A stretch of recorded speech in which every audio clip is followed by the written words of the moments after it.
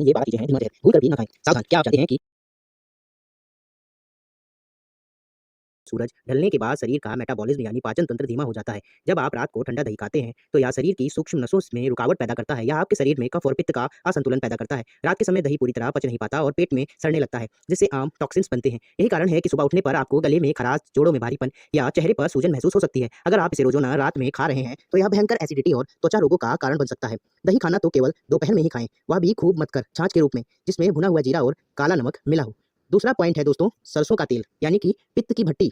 उत्तर भारत में सरसों का तेल सबसे लोकप्रिय है, लेकिन जेठ की गर्मी में यह आपके शरीर के लिए किसी विस्फोट से कम नहीं है। सरसों का तेल प्रकृति में तीक्ष्ण और बेहद गर्म होता है। जब आप बाहर का तापमान 45 डिग्री के आसपास हो, तब सरसों के तेल में बना भारी खाना आपके खून में गर्मी यानी पित्त बढ़ा देता है। इससे हाथ पैरों में जलन, आंखों में लालिमा और पसीने से बहुत ज्यादा दुर्गंध आने लगती है। यह तेल आपके लीवर को उत्तेजित करता है, जिससे पेट में मरोड़ और दस्त की समस्या हो सकती है। इस मौसम में आयुर्वेद नारियल तेल या मूंगफली के तेल की सलाह देता है, जो शरीर को भीतर से शीतल रखते हैं।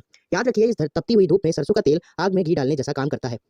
अब दोस्तों बात करेंगे मेथी दाना की, जिसे अंदरूनी रेगिस्तान कहा गया है। मेथी दाना औषधीय गुणों की खान है, पर जेठ के महीने में यह एक सूखा दुश्मन बन सकता है। मेथी की प्रकृति रुक्ष यानी ड्राई होती है। यह शरीर की प्राकृतिक नमी और लुब्रिकेशन को सोख लेता है। अगर आप शुगर या जोड़ों के दर्द के लिए मुट्ठी भर मेथी खा रहे हैं, तो सावधान हो जाइए। इस मौसम में मेथी आपके शरीर के ऊतकों को अंदर से सुखा देती है, जिससे गंभीर डिहाइड्रेशन, पेशाब में जलन और बावरसीर यानी पाइल्स जैसी समस्याएं अचानक से उभर सकती हैं। यदि इसे लेना बहुत जरूरी है, तो इसे रात भर पानी में भिगोकर बहुत कम मात्रा में ही लें, लेकिन बेहतर होगा इस मौसम में मेथी की जगह सौंफ या धनिया के बीजों का पानी पिएं, जो नमी बनाए रखते हैं। तो दोस्तों चौथा और मुख्य पॉइंट है सूखे मेवे, पित्त के राजा यानी कि बादाम और अखरोट और पिस्ता को ताकत का खजाना कहा गया है, लेकिन जब जेठ में ये पित्त के राजा कहलाते हैं। सूखे मेवे में भारी मात्रा में कैलोरी और गर्मी होती है। बिना भिगोए हुए सूखे मेवे खाने का मतलब है अपने लीवर पर सीधा हमला करना। इनकी गर्म तासीर शरीर का तापमान बिगाड़ देती है। इससे अचानक नाक से खून आना यानी नकसीर या चेहरे पर मोटे मोटे मुहासे, जिसे पिंपल्स कहते हैं, निकलना आम बात है। जेठ में इन्हें कम से कम 10 से 12 घंटे पानी में भिगोना अनिवार्य है। भिगोना इनकी गर्मी यानी कि पानी में निकाल देती है और ये पचने में आसान हो जाते हैं। बिना भिगोए मेवे खाना शरीर में तेजाब बनाने जैसा है।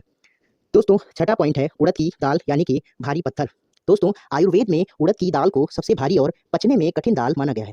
जेठ की गर्मी में हमारी पाचन शक्ति, जिसे जठराग्नि भी कहते हैं, पहले से ही मंद होती है। ऐसे में उड़द की दाल, दही बड़े या कचौड़ियाँ खाना आपके पाचन तंत्र को ओवर टाइम करने के लिए मजबूर कर देता है। यह दाल शरीर में इतनी गर्मी गैस पैदा करती है कि आपको पूरा दिन सुस्ती और बेचैनी महसूस होगी। यह नसों में रुकावट पैदा करती है, जिससे जोड़ों का दर्द बढ़ सकता है। इस महीने उड़द को पूरी तरीके से त्याग कर मूंग की दाल से दोस्ती करें, जो आपके पेट को राहत देगी।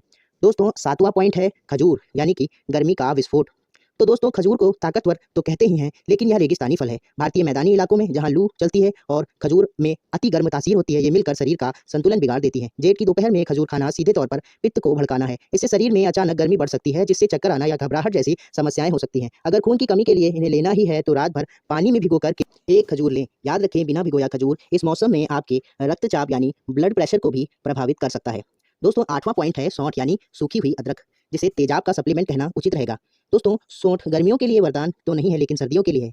लेकिन जेठ के महीने में यह तेजाब के समान है। सौंठ ताजी अदरक से कई गुना ज्यादा गर्म और खुश्क होती है, यानी ड्राई होती है। यह शरीर के भीतर के जल तत्व को सुखा देती है। यदि आप इस मौसम में सौंठ का काढ़ा या चाय पी रहे हैं, तो यह आपके पेट की परत यानी कि लाइनिंग को नुकसान पहुंचा सकती है। इससे भयंकर डिहाइड्रेशन और पेशाब में पीलापन आ सकता है। गर्मी में सौंठ की जगह ताजे पुदीने या धनिए का इस्तेमाल जरूर करें, जो आपके लीवर को ठंडक पहुंचाएगा और आपको स्वस्थ रखेगा। तो दोस्तों अगला नवा पॉइंट जो है वो है गर्म फल यानी आम और पपीता। दोस्तों सावधानी जरूरी है। दोस्तों आम को तो फलों का राजा कहते हैं, लेकिन इसकी तासीर बेहद ही गर्म होती है। अगर आप बाजार से लाकर सीधे आम खाते हैं, तो यह चेहरे पर फुस्सियों की फौज खड़ी कर देगा। आम में मौजूद फाइटिक एसिड शरीर की गर्मी बढ़ाता है। इसे खाने से पहले कम से कम 4 घंटे पानी में डुबो कर रखना जीवन रक्षक उपाय है दोस्तों।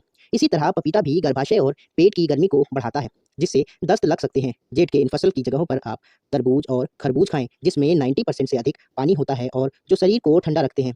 दोस्तों अगला 10वां मुख्य पॉइंट है राई यानी सरसों के दाने, खुजली का कारण। भोजन में तड़का लगाने के लिए राई का इस्तेमाल आम है, लेकिन जेठ में यह छोटी सी राई बड़ी समस्या खड़ी कर देती है। दोस्तों राई की प्रकृति बहुत ही तीखी और पित्तवर्धक होती है। यह पसीने की ग्रंथियों को उत्तेजित करती है, जिससे पसीने में बदबू और त्वचा पर घमौरियां बढ़ जाती हैं। जेठ के महीने में राई की जगह जीरा, सौंफ या कलौंजी का तड़का लगाएं। ये चीज़ें ना केवल भोजन। अब दोस्तों बात करेंगे स्पेशल चीज़ यानी कि चाय और काफ़ी, जिसे हम प्याज का भ्रम समझते हैं।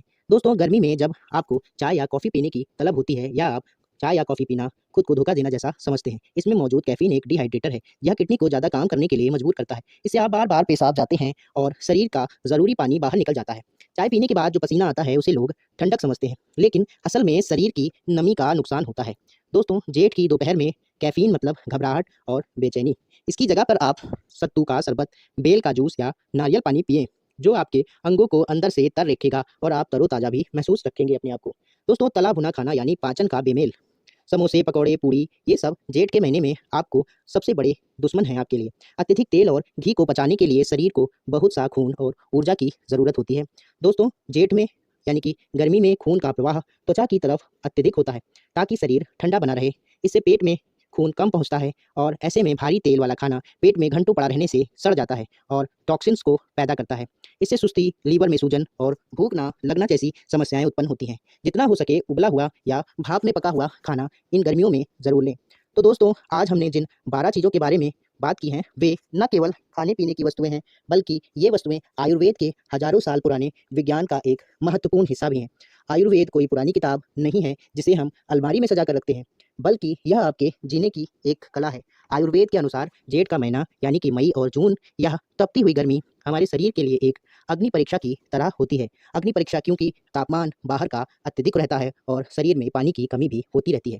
दोस्तों, जब बाहर का तापमान 45 से 48 डिग्री तक पहुँच जाता है, तो हमारा शरीर अंदर से खुद को ठंडा रखने के लिए खूब सारा संघर्ष करता है।